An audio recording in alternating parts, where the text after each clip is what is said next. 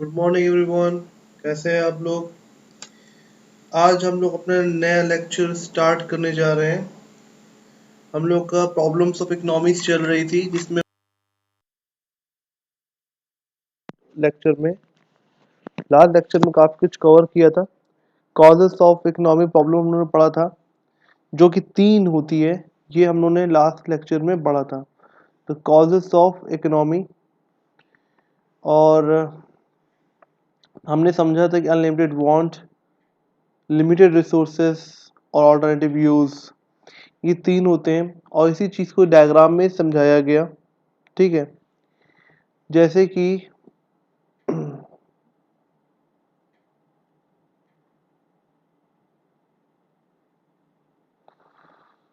हम्म, जैसे कि देखिए, इकोनॉमिक प्रॉब्लम, वांट्स जो कि हमारी अनलिमिटेड होती है, और मीन माने हमने क्या बताया था, रिसोर्सेस,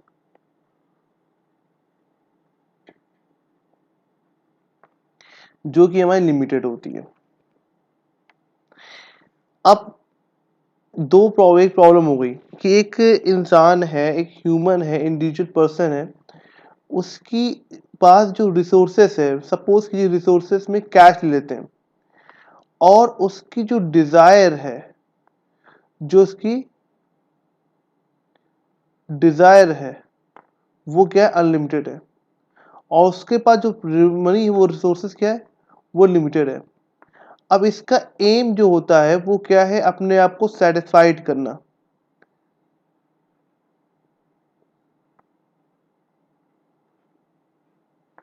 तो ये सेटिस्फाई कैसे करेगा, सबसे बड़ा सवाल ये उठता है। तो सिंपल सी एक बात है, को सेटिस्फाई करने के लिए इकोनॉमी प्रॉब्लम्स को समझना पड़ेगा। फिर क्या समझना पड़ेगा, इकोनॉमी प्रॉब्लम को समझना पड़ेगा, जिसको वो समझ करके वो बेटर यूटिलाइजेशन करेगा। क्या करेगा ये, बेटर यूटिलाइजेशन किस चीज का, ऑफ रिसोर्सेस का, और जो कि क्या है, लिमिटेड है ना। बेटर यूटिलाइजेशन किस जगह, रिसोर्सेस करेगा, जो कि वो लिमिटेड है, और इससे वो अपनी डिजायर को काफी हद तक सेटिस्फाई कर लेगा। अब यहां पे देखिए, bonds are comparatively because they are different from intensity. Intensity मतलब होती चाहत, वो डिफरेंट होती है। क्या होती है, डिफरेंट होती है। ठीक है, इंटेंसिटी मतलब क्या होता है, चाहत, वो क्या होती है, हर की डिफरेंट होती है। ठीक है, और mean have their alternative use. और मीन का क्या होता है, ऑल्टरनेटिव यूज। और इसी चीज को, यही चीज कि भाई ऑल्टरनेटिव यूज भी है, और उसकी इंटेंसिटी, किसी चीज को लेकर के जो चाहत है उसकी, वो अलग अलग है, डिफरेंट है। 4 कॉमोडिटी है, 1 2 3 4। अब इसको चारों चीज चाहिए, लेकिन जो मोस्ट इंपॉर्टेंट होगा वो उससे पहले लेगा। ठीक है, अब इसी में एक थ्योरी थी, मैस्लो थ्योरी ऑफ मोटिवेशन। ठीक है, बाद में दोनों पढ़ोगे। उन्होंने कहा था इंसान की बेसिक नीड पहले होती है। ठीक है, फूड, क्लोथ, शेल्टर, हेल्थ। फिर उसके बाद सेफ्टी सेकंड नीड हो जाती है, स्टेटस थर्ड नीड हो जाती है, इको, सेल्फ इको आ जाता है उसके बाद। तो ये इन्होंने 5 स्टेज बताई थी। तो इंटेंसिटी इंसान को सबसे ज्यादा जिसकी होती है चाहत, इंसान उसको पहले फुलफिल करता है।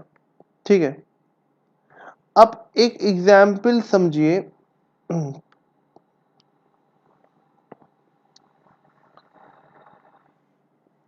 ये है मिस्टर एक्स, इनके पास 1 लाख रुपए है। ये हो गया इनका रिसोर्सेस, जिसे हम लोग कह सकते हैं मीन।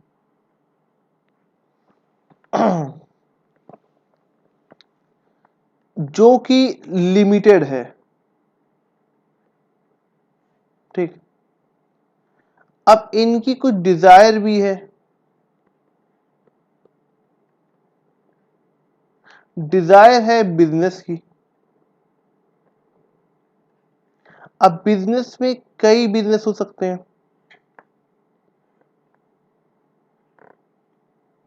बिजनेस किसका होता है? फूड का हो सकता है।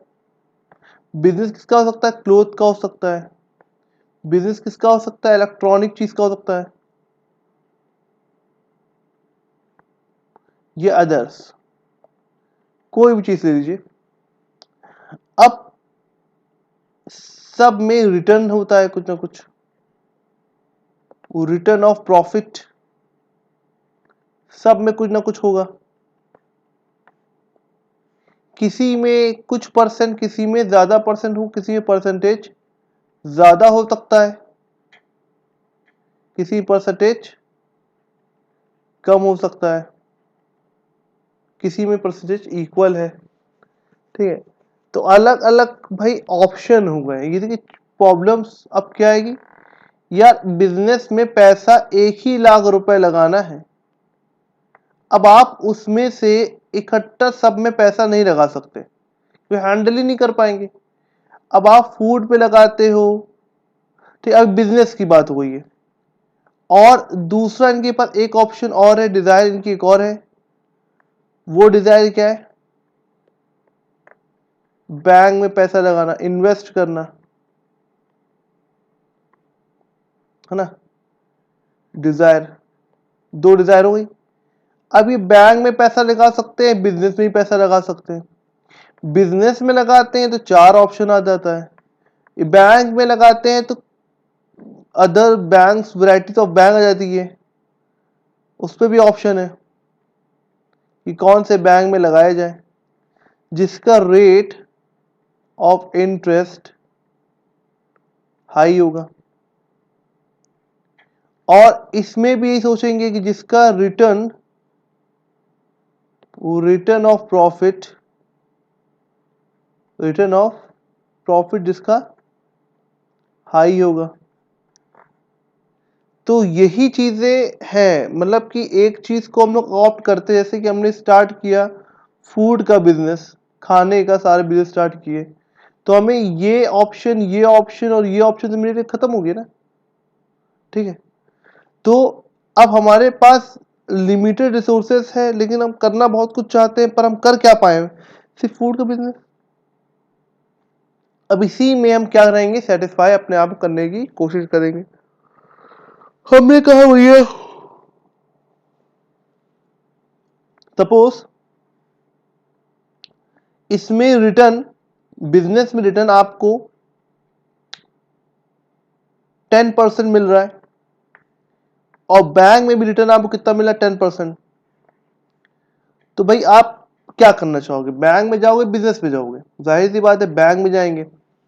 बैंक में इसलिए जाएंगे कि यहां पर रिस्क फ्री है। ये रिस्क फ्री, इसी को फाइनेंस में कहते हैं बीटा, ठीक है।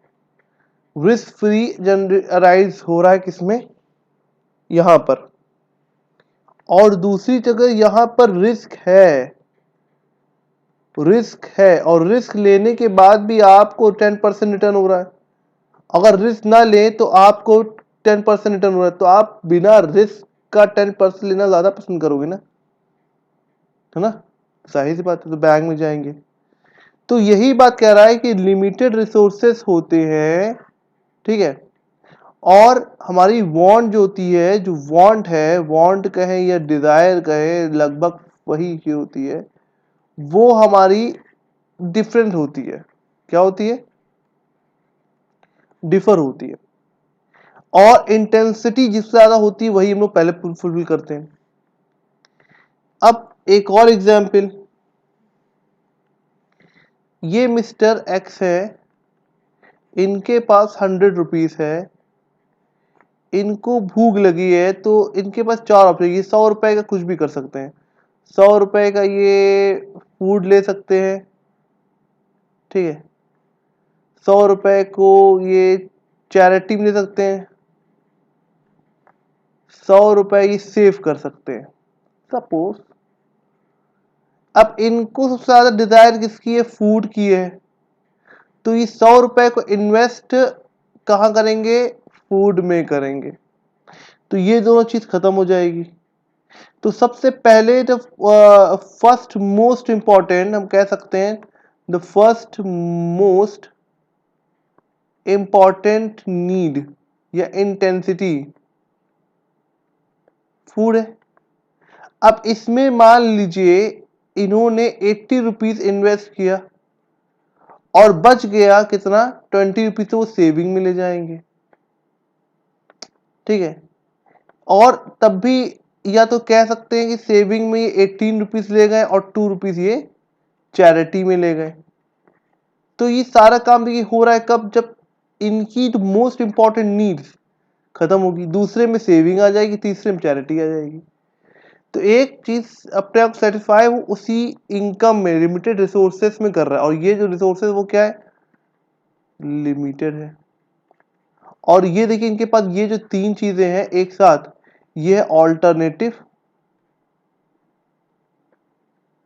यूज है, और रिसोर्सेस ये हो गया, और इनकी डिजायर ये तीनों है।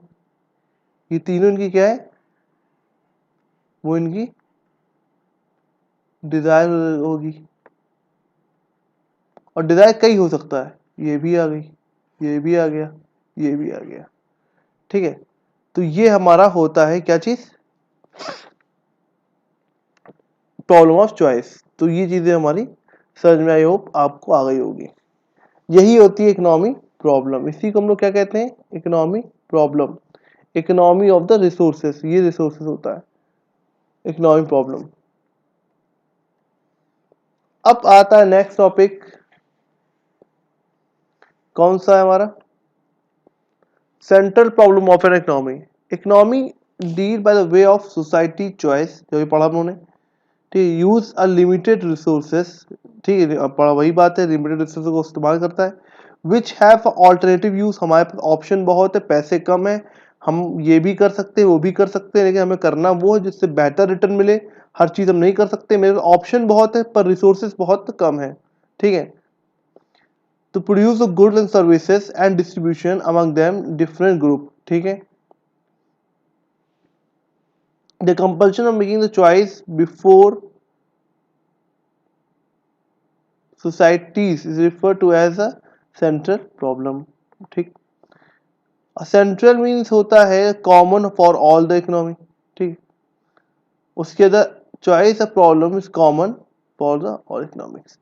ये हमारा था, इसको आप लोग लिख लेना। उसके बाद हमारा नेक्स्ट क्या आता है?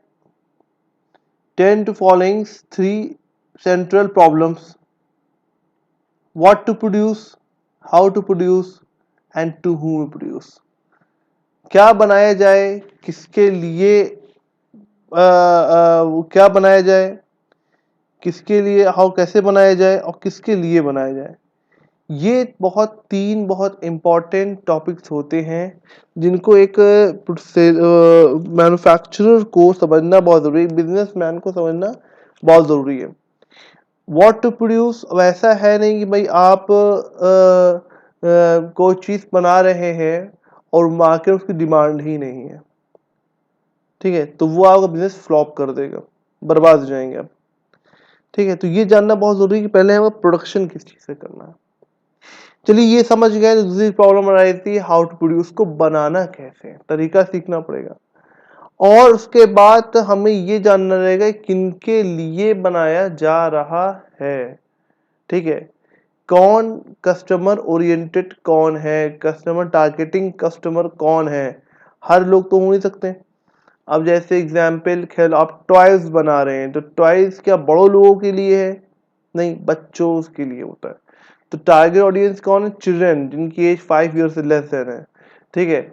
इसी तरह बाइक कोई बना रहा है, स्पोर्ट्स बाइक बना रहा है, तो स्पोर्ट बाइक बनाने वाला जो कंपनी होगी वो उनके लिए ऑडियंस कौन होंगे, ठीक है, टीनेजर्स, यंगर्स, ये सब होंगे कि आप ओल्ड एज या बच्चों के लिए नहीं होगा वो चीज़। तो different product different target oriented basis होता है, ठीक है। तो ये चीज़ें हम लोग को समझना है, ये क्लास में हम लोग नेक्स्ट क्लास में इसको डिटेल में समझेंगे। Thank you class.